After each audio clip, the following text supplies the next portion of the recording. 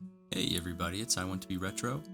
Today we're going to take a look at installing actualbudget, an open source finance management system, on Linux. To begin, launch a terminal and using curl we'll run the NodeJS installation script. Once the script completes, we'll use apt-install to install NodeJS.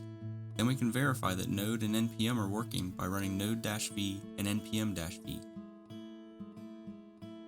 Next, we'll use apt-install to install the git command line utilities.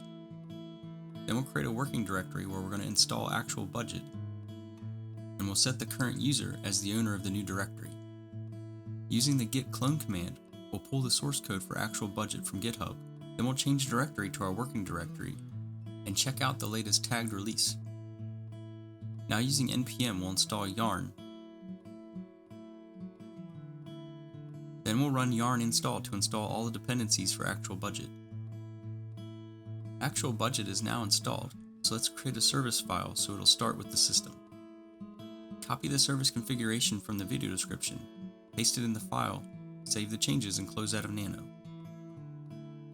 Back in the terminal, we'll reload the system daemons, then start and enable our new actualbudget service. Open a web browser and navigate to the DNS or IP address of the host, :5006. Enter and confirm a password, then click OK.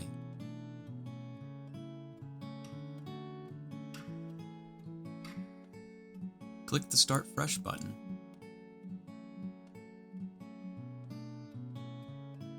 Welcome to actualbudget, running natively on your Linux device.